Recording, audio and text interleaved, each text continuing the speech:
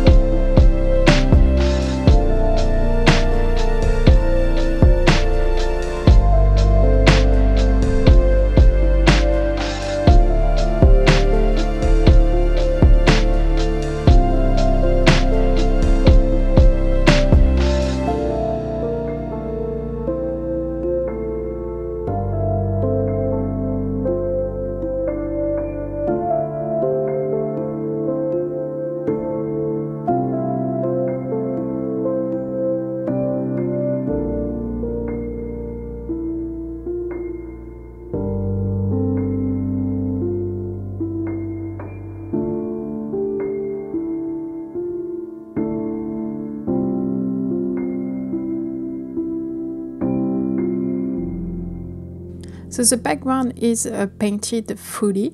There is a lot of texture and cauliflower into it, and I'm totally fine with that. I think it adds a great texture to the background and make it interesting because if there is no texture at all, it's just a plain blue background. So I really like texture in this area. And I've also added some shadows underneath the pomegranate. And for the shadows, I've used a mix of indigo and transparent red oxide. It's my favorite way to make shadows. It's a really neutral color that I like a lot, and it will granulate a little bit. And before letting this layer dry totally, I'm adding some texture into the pomegranate. I'm adding some colors.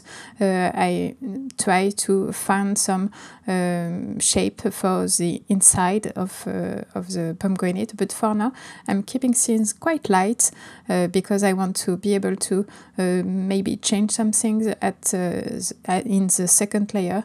So I just want to be quite light. So I will let this dry and talk you through my supplies. For the brushes, I'm using an Escoda Último 1 inch and an Escoda Último 1/2 inch in oval shape. For the colors, I'm using indigo, yellow ochre, rose madder lake, and transparent red oxide, and lavender. And my paper today is from Arches in hot pressed, but the heavier weight, it's a 640 GSM. So for the second layer, I want to first add some details into the pomegranate. I think that you can see that right now that there is pomegranate on my paper, but I need some more details in order to make it a little bit more flagrant and so that it's easier for you to see. And also I want to add some colors and some contrast into the painting so that it will be also more interesting.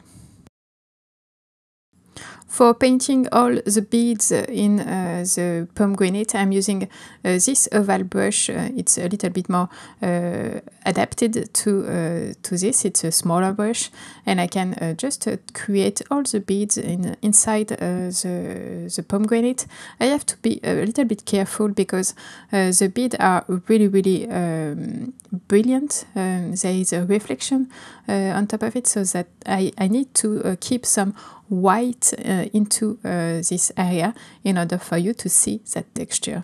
And there is also a fine sheet of white inside the pomegranate, and I need also to protect that so that you can understand really well the structure and the texture of the pomegranate. And for the color, I'm still using the rose madder lake mostly for the red of the pomegranate.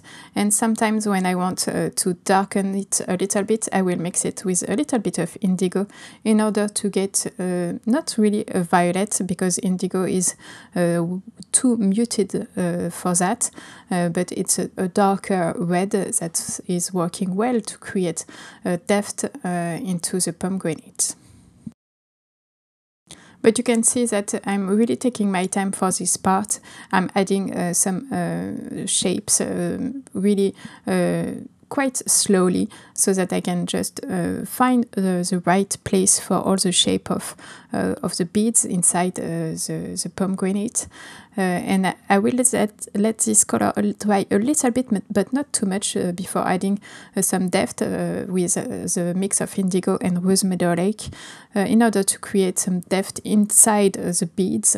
It will flow a little bit into the red that is already there, but not too much. And in some area, I will work the shape of the beads a little bit more. I will make some more rounded shape so that you can really see that there is a lot of beads inside the pomegranate. But in some area, I'm a little bit more loose.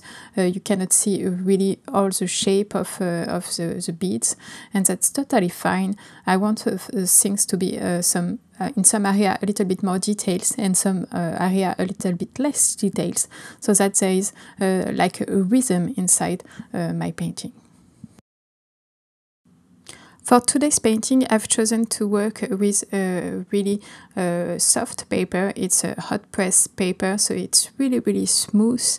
There is no texture at all on it, and I wanted that just because with this paper I have to be very careful for not creating too much cauliflower, but I really want cauliflower in the background. I want texture in the background, so it's the perfect paper for that. And also I wanted some more definition into the pomegranate, and this paper is also really great for that. So it's always important to choose your paper really well with what you want to paint and what you want to achieve. And sometimes hot press paper can be quite difficult to work with because the surface of the paper will create texture and cauliflower really quickly. The imbalance of water between your brush and your paper can really be a big problem if you are not very careful with it. But sometimes it's also a good thing, and you can use this at your advantage. And now I think that you can see a bit more clearly the pomegranate and the texture inside of it and the shininess of all the beads inside the pomegranate. It takes a little bit of time, but I'm finally there. I will add a little bit more darker color around the pomegranate in order to make it pop a little bit more, because the background has dried really lightly. So I want to just darken that a little bit, and I will also work a little bit more the shadow, but for now I will let you enjoy this part of the painting with some music.